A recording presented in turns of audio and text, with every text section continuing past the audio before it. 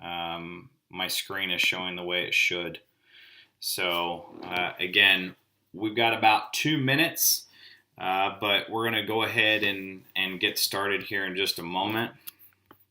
Adam, I'm assuming maybe typing me. We're good, sir. Okay, good. I'm going to switch back and forth. It won't let me go into full-blown presenter mode and read a chat. So again, apologies that the view is going to change a few times. Okay, so we're going to go ahead and get started. Again, if you've never attended this meeting before or a meeting like this, we do some things the same every time, and then we cover a sales topic every month. So this is a rundown of the agenda for today's meeting. We're going to do a quick introduction to the platform, just in case this is somebody's first time on a call. We will go over the iCloud photo sharing program, or iPad program as it's known, along with kind of highlighting some new pictures. And again, every call we spend a couple of minutes on this, just pretending that nobody knows anything about it, just so everybody can kind of be introduced to it if it is their first time on a call. We'll go over the top performers for the month of January. Top sales figures, that is. And then the sales topic for the month is actually going to be two. We're going to have financing and one-leggers. So one is, how financing can benefit you in using it in your everyday presentations. And then the one-leggers is kind of how to handle them. And then last but not least is the upcoming topics. Again, this is really a meeting. This topic of this meeting for this month is from a recommendation. So I have a few that I've listed as upcoming topics that we'll cover, but by all means, I rely heavily on the system for you guys to let me know what things you'd like to cover. So the basic functions and etiquette of this platform, you want to make sure, again, I've muted everybody, so you shouldn't have an issue with the audio even when you join, but just in case, there should be a microphone button on your device, whatever you're using. So make sure if you're not muted that you keep yourself muted if possible. This isn't a back and forth type of call, although they do exist. We do that for the private coaching where we want to kind of talk back and forth. Also, the video function may be enabled on your device, which I can't see you because of how I've chosen to do the presenter mode. But if you don't want others to see you and what you're doing, make sure you do not have your video button enabled. Again, that's really not something that you want that's not needed for this call. So make sure you disable your video function. Private coaching.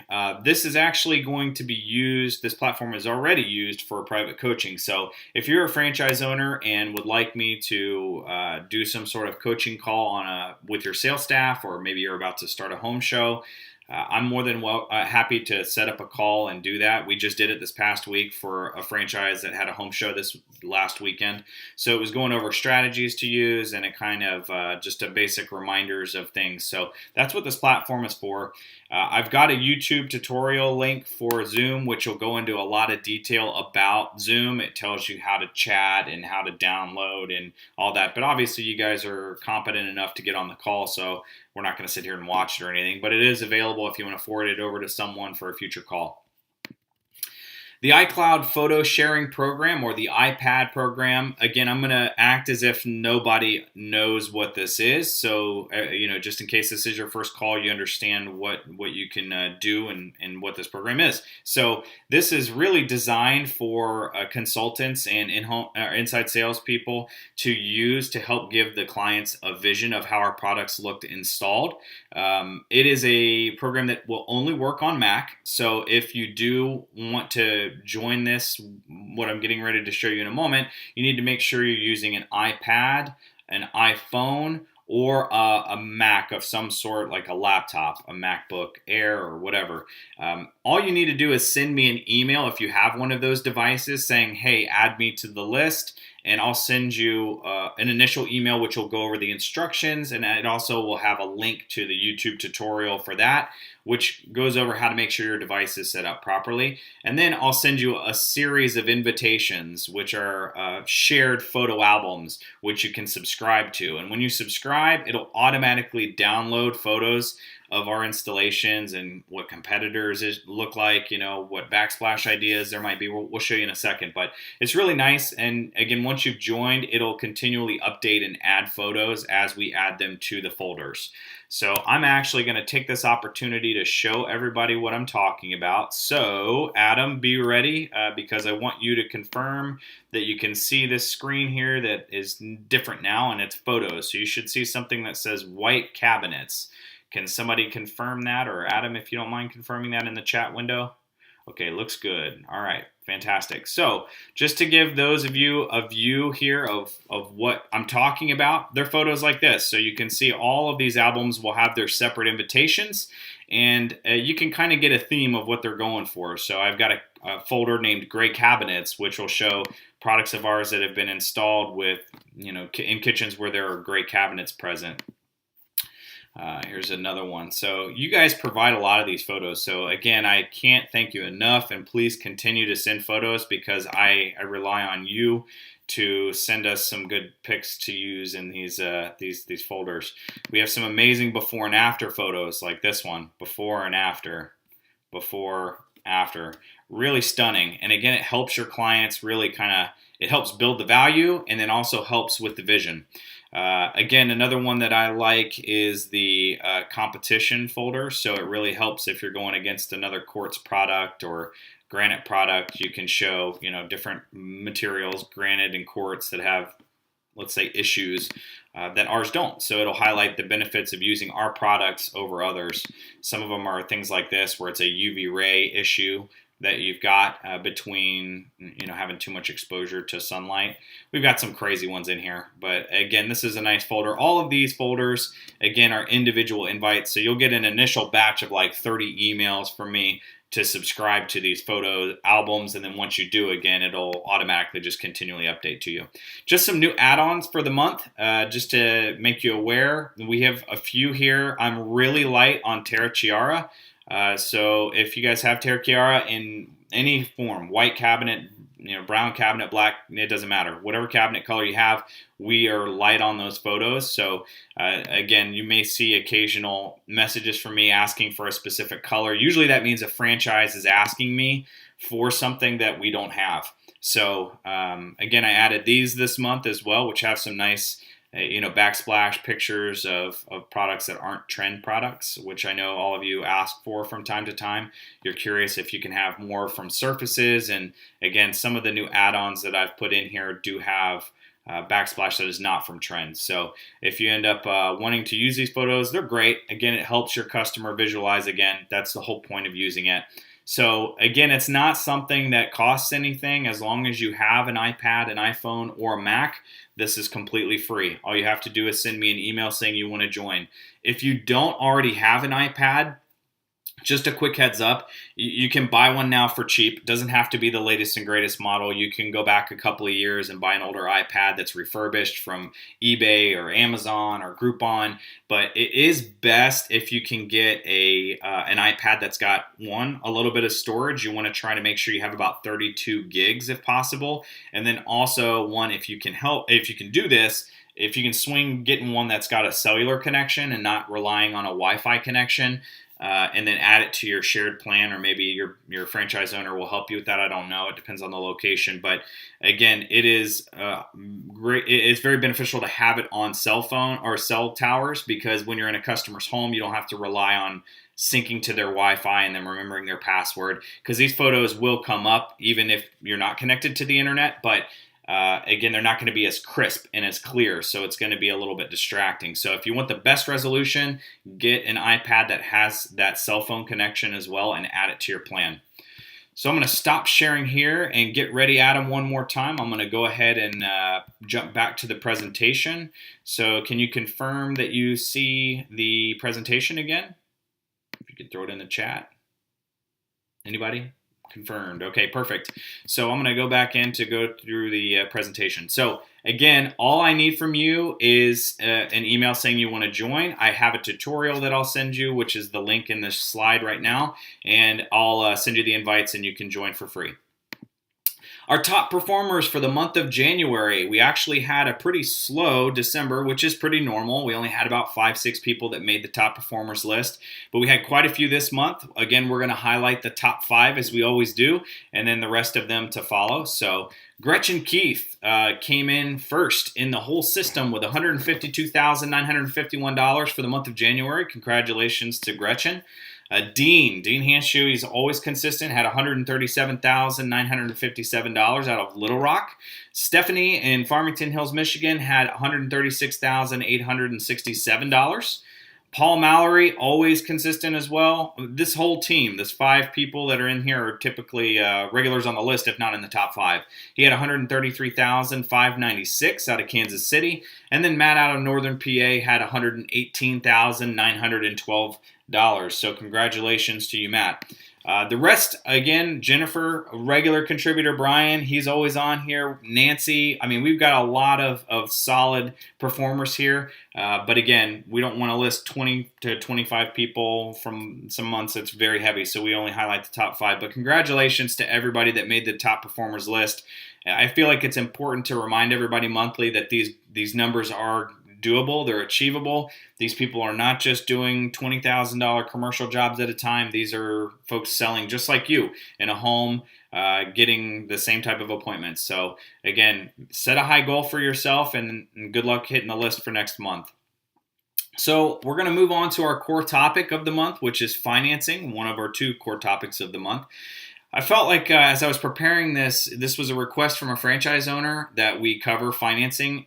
So just before we get started, you always, of course, I'm going to be speaking in some general terms here, but you want to confirm with your franchise owner what programs you guys offer and make sure you offer financing. Hopefully you do. If not, then we can try and work with your franchise owner on making that adjustment. If they decide they'd like to do so. But again, this is a lot of these are pulling figures from Green Sky and Interbank. And again, Wells Fargo, I think, is another one, but it's really supposed to be either Green Sky or Interbank. So financing, 30% of your projects that you don't close are going to be closed somewhere else within the next 6 months. So the reason I bring that up is, again, financing is just a tool in your chest to help you close a sale. Just like anything else that you use to try and close a sale, but it's a very powerful one. And if you don't utilize financing, you're missing some customers that you shouldn't, and someone else is going to move in and take your customer from you.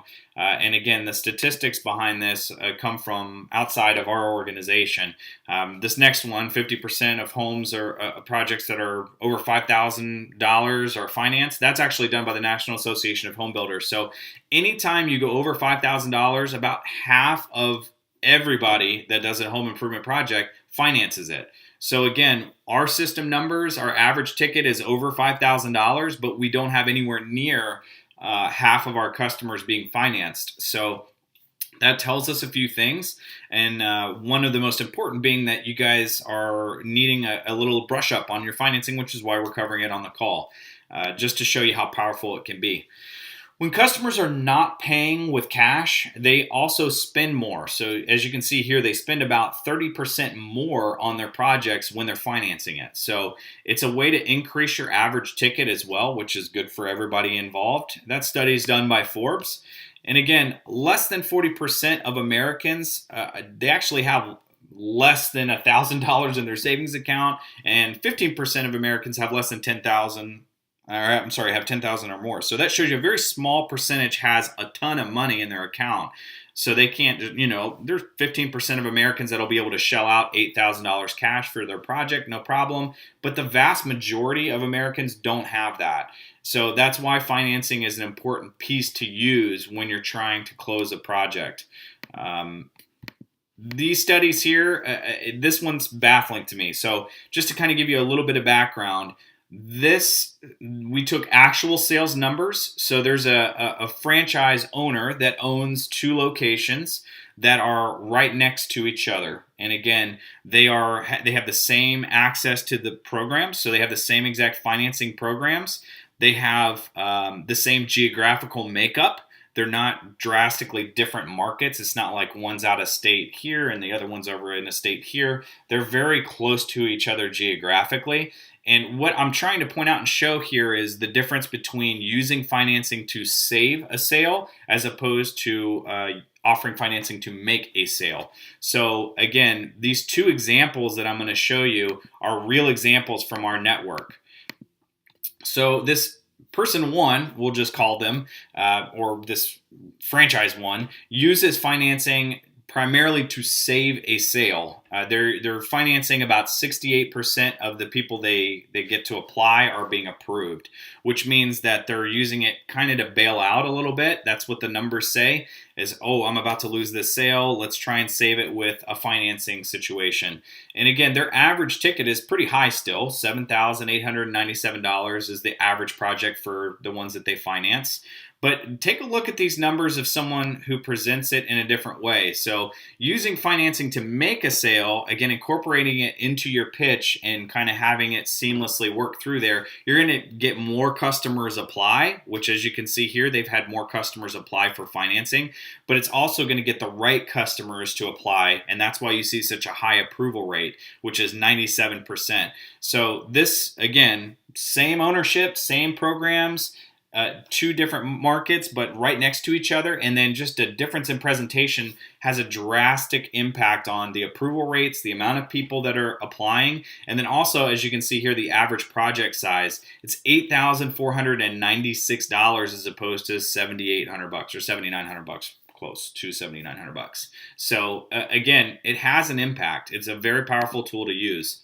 So I put this next slide together because I know that when I used to train reps, there was hesitation for financing sometimes because they were worried, well, what if my customer can't get approved? If they can't get approved, it's really going to throw a wrench into the appointment. I'm going to have no chance to sell them at that point. And really, I don't think people have a good understanding of how financing works. And that's why I put the slide together. So this is an overview of the U.S. home ownership, and then how their credit scores are distributed as a whole. So this isn't, again, a study we came up with.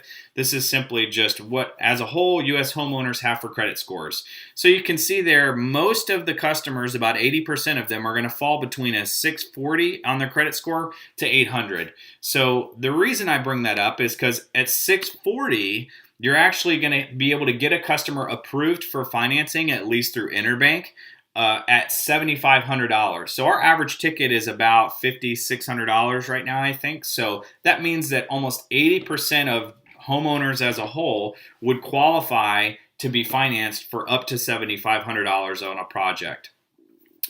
Now, the more you actually have in your credit score, obviously, the more you get approved for. And with Interbank, they don't take kind of an average. They're going to go from all the different reporting agencies and take the highest. So even if your client has one or two that are low and their average is low, they'll take the highest score and they'll actually approve them off of that. So Interbank is really awesome about getting customers financed even when their credit scores aren't great. So the masses will be able to get financed.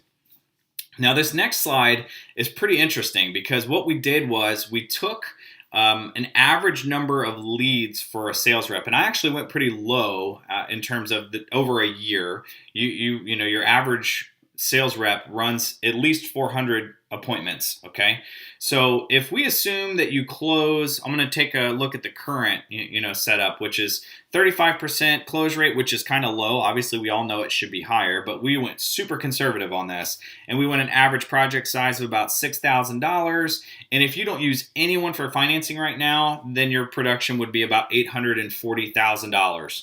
But when you actually incorporate financing into your pitch, we know statistically it'll increase your closing percentage by about 12, 13% at least, which again, if it's offered in the right way, that is. And again, that'll result not only in that, but also we know that when people finance, it's going to increase what they spend. So if we take those two things that we know from studies that have been done and we kind of combine them together, even if you just have a 25% increase in the amount of projects that you actually finance, you're going to see such a jump in your production. As you can see, the job averages will jump to about $7,500, and then your total overall annual sales will jump to $1.1 million instead of $840,000. So again, that is the 400 versus 400 doing financing as opposed to not doing financing. So again, the thing that I'm trying to drive home here is that you want to incorporate it in your pitch. Now, again, how you do that, I would love to have the folks that we cited in that study to join a call in the future so we can actually go over what their strategies are and how they incorporate it so successfully, the ones that have a 96% approval rate. But I can say for me, when I was a rep and when I trained reps, I spent time during the needs assessment. As you probably all know, if you follow a needs assessment, there's an area where it asks specifically if they're interested in financing programs. It's important that you approach it the right way. You bring it up to your customers in the right way. And you have to know your audience a little bit. You have to understand, okay, if this is an older couple, I need to say, oh, well, my savvy customers are offering, are taking advantage of our no interest programs. So you can use someone else's money for 12 months, 24 months, whatever your particular franchise offers. If it's a younger generation, younger demographic, they're okay with monthly payments and longer terms, and they don't, they're not as savvy, let's say, as the older generation. So know your audience and make sure you're bringing up financing early in your presentation, so you're not bringing it up at the last second when, you can't afford this. Well, we could finance it. That's not the way to get someone to finance. Again, that's the way to get a low approval rate, and again, you're bailing out a sale it's not gonna work. So you want to bring it up, get polished at how you're going to bring it up in an appointment, and then sell it in the right way to the right demographic. So again, I'm more than happy to do a private coaching on specific strategies on incorporating it into a sales appointment, or again, we can cover it on a future call if you guys want, but we're going to move on to one-leggers for our next part of this meeting. So one-leggers, I want to make sure we understand that no matter how good your inside salesperson is, it's easy to just say, my inside salesperson's not setting up good quality appointments. I'm getting one-leggers. And then, that sometimes happens, and there needs to be some training done on your franchise owner side with your inside salespeople. We need to all get together and kind of figure out new strategies on getting two people at an appointment. But Remodeling Magazine reports that across the whole home improvement industry, 15 to 20% of all sales calls are one-leggers. So appointments that only have one decision maker when they need two. So it's not something necessarily that you can avoid completely, no matter how good your inside salesperson is. The percentage is actually even higher during the summer months, when you're dealing with the suburbs, because, you got a lot of people going out to events, going out for the day with the kids, so on and so forth. So the question is, should I pitch a one-legger? So before we get into that, we want to distinguish what's the difference between a one-legger and a single decision maker, because there are differences. Identifying the difference between a one-legger and a single decision maker is not that hard. Below I put down a few examples. The single decision makers are divorcees, widows, single individuals, business owners for commercial projects. Sometimes it's just one person making the decision on that. And then trustees, if someone's recently passed away and they're trying to get the estate ready to sell, they probably put it in the hands of one person. So you want to make sure that you are identifying first, am I dealing with a one-legger or a single decision maker? So assuming you go to a single decision maker, you want to go ahead, if you've identified that it is a single decision maker, just go through your normal sales call. Go through your normal steps. Follow your process. I'm very process oriented. Make sure you hit that process. Trying to wiggle out of an appointment and go to reschedule, or just assuming that there should be someone else there, it'll kill your chances with that prospect. So if you decide, there's only one person here, clearly there should be two, you can't just jump to those conclusions. You need to first just determine which one you're dealing with, and if it's single decision maker, do a normal pitch. Yeah, be sure you know your audience. So do I pitch a one-legger? Again, for me, if you've identified that your appointment's one-legged and you know that there should be two people there, I think you need to alter your approach. And you need to turn around from, the close rate's just not good on one-legged appointments. It's pretty bad, actually. So to me, I always train my reps that you want to then, your objective is to kind of flip it. And instead of trying to close the sale or sell the job, you're trying to sell a follow-up appointment. You kind of treat it like a home show lead. You're trying to get them excited about our products and services, answer enough information that they'll be interested in setting up another appointment, but you don't want to try and drop a price because you're not likely to close it. So instead, I find it more effective for us to switch it to an additional appointment. So I actually wrote out kind of a generic approach that I used to use when I would be in sales calls or when I trained sales reps, what I told them to use, which was, I'm sorry to hear that your significant other won't be able to join us. Luckily, there's still plenty for me to do while I'm here. Of course, I'm going to answer all the questions that you have aside from pricing because we need to know the finishes to do that. And I'll get all the measurements I need. But we can then schedule a follow-up call when it's convenient for everybody. At that time, we'll go ahead and finish up and select all your finishes, and that's when we can provide you with accurate pricing for your project. So it's kind of, it's not an aggressive thing. Well, where's your spouse? You don't want to have that approach because you don't want to offend the person. And keep in mind, your customers oftentimes have never been through this process before. So you take advantage of that. Tell them, hey, well, it's no big deal. I understand totally. You probably thought this was just measure price. There's a lot to it. So why don't we take care of the things that I can take care of while I'm here? And then we'll reschedule a follow-up appointment for whenever it's convenient for everybody for us to pick the finishes. Obviously, we need to know the scope of work before we can price it out. Then they're kind of like, oh, yeah, that makes sense. It's a very different approach than just, well, we don't run one-legged appointments. We're told not to sell one-legged appointment. You don't want to do anything crazy like that. Just be gracious, keep the customer interested, and sell an additional appointment. Well, there you go. So that's the last thing that I put on this slide. It's especially important at this point that you focus on selling another appointment rather than trying to sell the job. So we all know there's that insistent one-legger that will happen from time to time where they're very aggressive.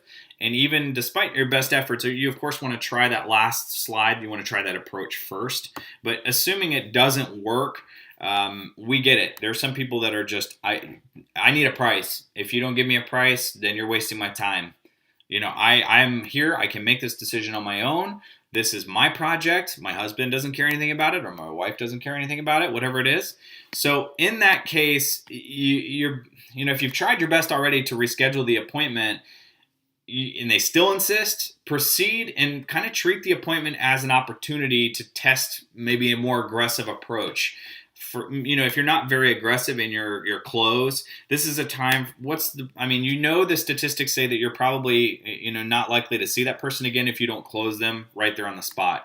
So you might as well go ahead and try your most aggressive approach. Give them a very strong urgency close or call to action because they're unlikely to speak with you again anyways. So why beat around the bush? Just give it your best shot. If more than a third of your appointments are one-legged, make sure you inform your franchise owner so they can at least know what's going on out in the field, so we can address and adjust some, maybe retrain inside salespeople.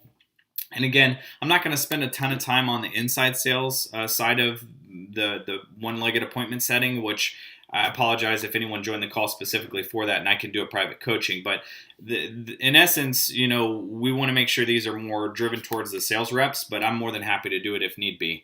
But just shoot me a message.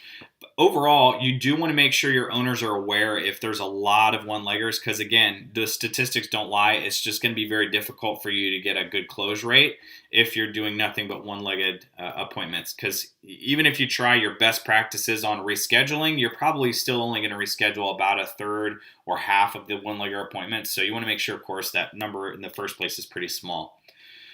So some other topics that we're going to cover in future meetings are going to be getting a customer to select one color. Very important, obviously. Porch lighting, understanding when to use it, what it is, setting proper customer expectations, price conditioning, how to upsell customers from a low backsplash to a high backsplash, specifics on cabinets, understanding kind of how to sell cabinets, how to sell against, a new cabinet or a painting job or whatever.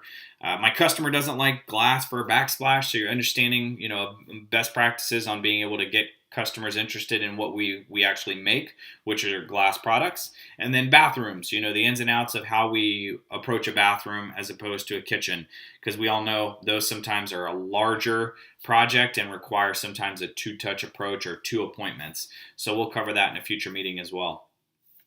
But that is essentially the meeting for the month. I really do appreciate everybody joining the call. We're running pretty early on time. And if anyone can just confirm for me, I just want to make sure this meeting didn't have the same technical issues. So Adam, any chance you can do a confirmed or thumbs up? Did I break up at any point from this meeting, or did you guys hear everything seamlessly? Oh, perfect. So it doesn't look like we had the technical issues. All is right in the world of technology again. So thank you again, everybody, for joining. I'll be posting this to YouTube, and I'm more than happy to do a PDF version of this for you should you want to use it at your location for your own individual training. So thanks again, everybody. Please give me a heads up if you want any topics covered, and we'll see you next month. Oh, we got one chat. Hold on just a second. Good stuff. Thanks. Oh, perfect. Everybody have a great day and a great rest of the month. We'll see you next month.